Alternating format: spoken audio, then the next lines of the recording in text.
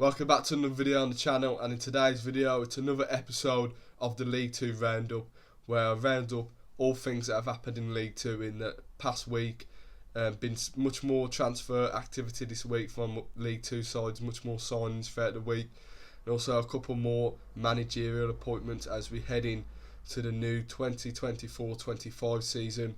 It's going to be an exciting season, and the build-up starts now really in terms of transfers. It's going to start to get busy now as we enter June, and yeah, this is the video where I round up all things that have happened in the league this week. So yeah, let's get into the video. Starting off with one managerial appointment at Barrow. Stephen Clement has been announced the new manager on a 2-year deal. He had a stint last season at Gillingham where he guided the Gills to a 12th place finish, which was a little bit underwhelming, you know, from Gillingham's point of view, with the money they spent in the summer, and they ended up sacking him. He had a 35% win percentage at the Gillingham, which isn't bad, but it's not one that excites you really, and that's what ultimately ended up getting him sacked. For Barrow, I think it's not a bad appointment. I think they could have gone a little bit more down the route they did with Pete Wild, so maybe appointing someone like Phil Parkinson at Altrincham. I think that would have been a really good appointment, one that would have inspired him. But it's a steady appointment from Barrow. He's still got a lot to prove as a manager as well, and it really could pay off. Another managerial appointment has come at Cheltenham Town. Michael Flynn has been appointed the new gaffer at the Robins. What do I think about this appointment? I think it's a steady appointment from Cheltenham.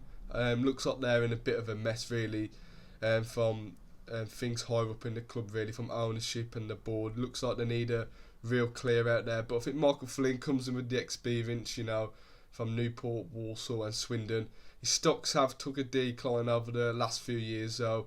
Since Newport really, he hasn't really achieved much at my side, Walsall or at Swindon really, and ultimately got sacked from both clubs. So he needs a club where he can, you know, raise his stock higher and become a good manager again, because no doubt what he did at Newport was a good job, but he hasn't proven it since. But Cheltenham could prove to be a good club for him. Knows a few of the players already, you know, like Liam Kinsella.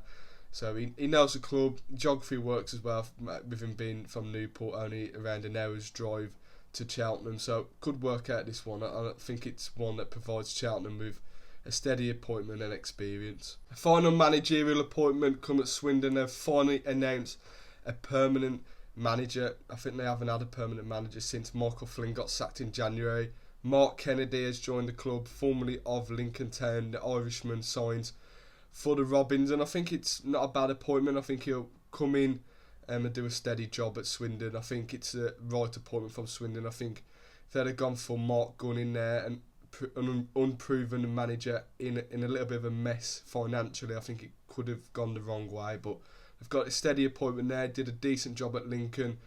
I think he guided them to an 11th place finish in his first season there, which isn't bad. And I think it could be proved to be a decent appointment at League 2 level. And he's got his connections which he can sign, which we'll go on to later with a really big signing for Swindon. We're going to the rounding up the transfer activity now, starting off with Doncaster. Now made the first signing of the week, Jordan Gibson being added to the squad. They also announced Luke Molyneux has extended his contract to sign in a new 3-year deal. So for Jordan Gibson, I think this one's a smart signing. He's at the right age now, 24, 25. So it's one Grant McCann will be looking to try and get the best out of, because no doubt he's an exciting player. You know, off the wing, he likes to run at players. And you've seen throughout his career, Grant McCann, he gets the best out of players.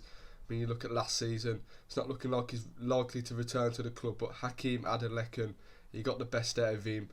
He really shone in the second half of the season, alongside the new Luke Molyneux, who signed a new contract. I think that's a really important bit of business.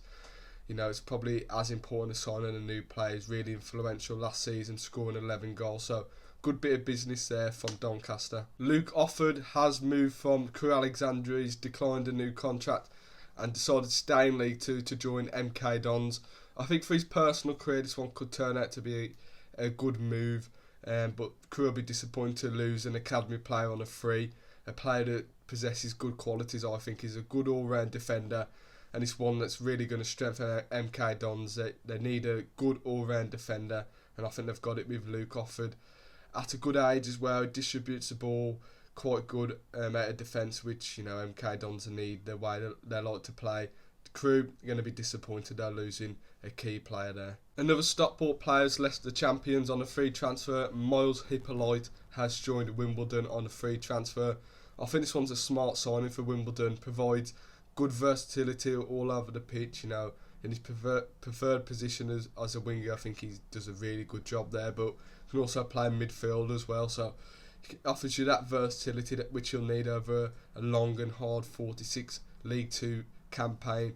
Another signing that happened as well, Tyrell Warren has joined Grimsby Town. I think this could prove to be a smart signing for Grimsby. I think he was quite good in his first campaign.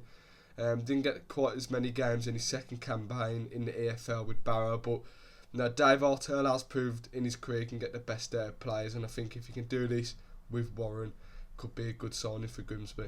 Bradford continue their busy start to the summer transfer window, announcing a double signing of Callum Johnson and Aidan Baldwin, both on free transfers.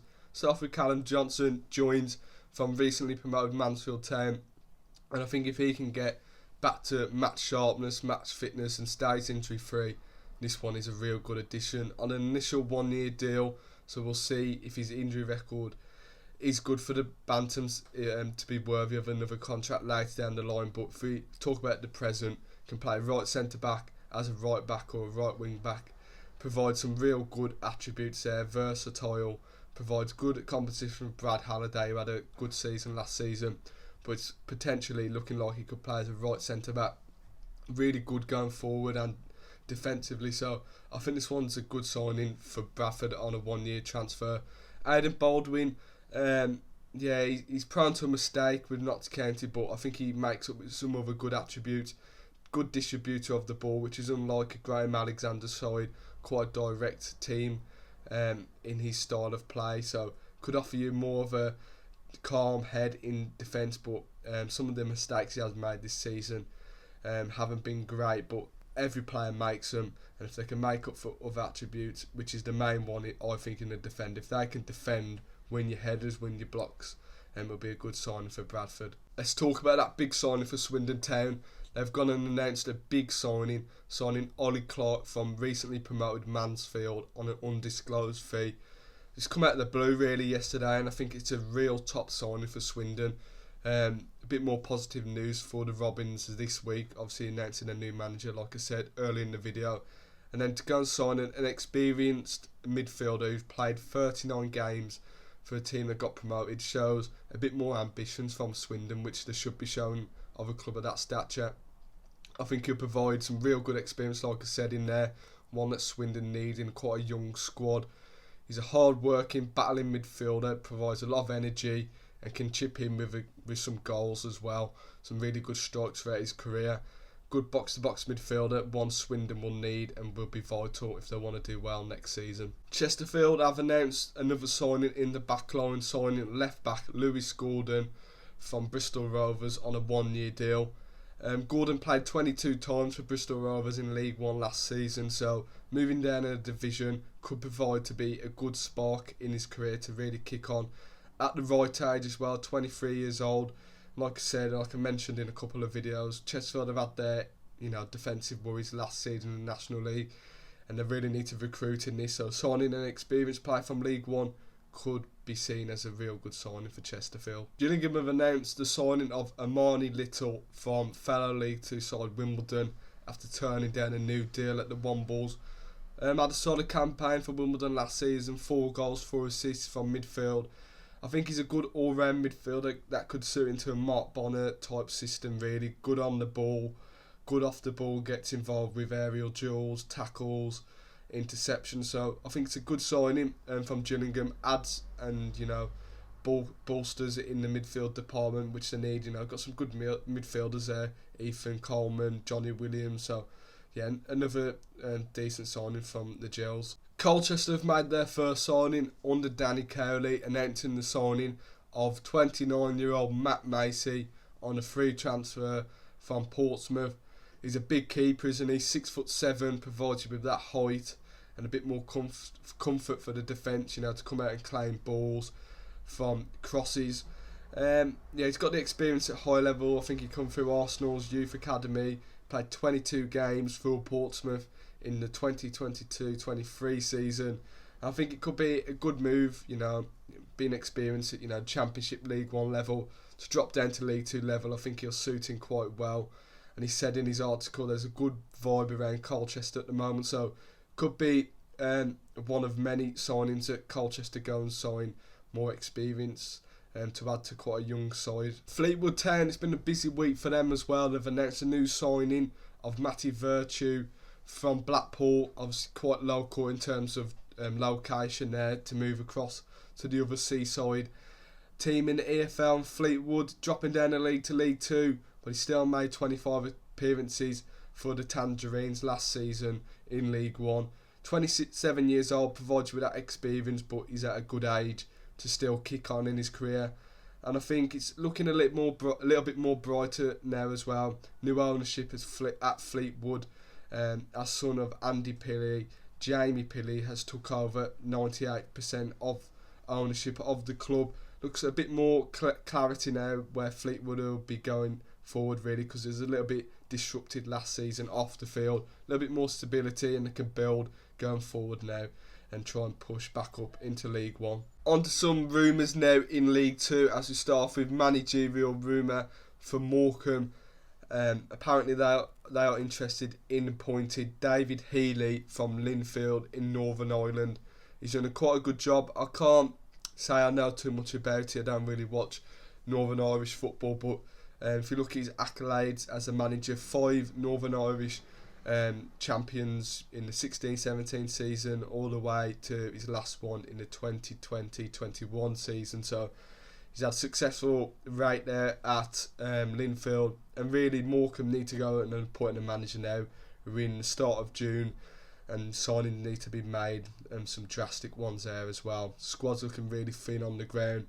They need a manager to sort it out, really. So I think they should go out and appoint David Healy as their next manager. Not many rumours coming out in terms of transfers this week. The one I can bring to you from Pete O'Rourke is that Jack Nolan is close to signing for Gillingham on a free transfer from Accrington. Had a really good season for Accrington last season. He's still at a young age, 22, 23 years old, and he scored 17 goals for an Accrington side that finished lower half of League 2 last season. Like I said, he's still got a lot to learn. I think under a good manager like Mark Bonner, I think he could push on as a player. If this move was to happen, and he'd be a player I'd have at Walsall, back at Walsall. I think he's very raw when we brought him. Didn't get the game time he'd probably wanted, but now he's gone to Accrington, got regular minutes, and he's really pushing on as a player now. So there you have it. I've rounded up everything that's happened in League 2 this week. Let me know if your team has announced a signing, a new manager, or any news that related to the club, and let me know what you think of it. So yeah, thank you guys for watching this video. Leave in the comments what you think of the video. Like, subscribe, share around this video if you can, and I'll see you in the next one.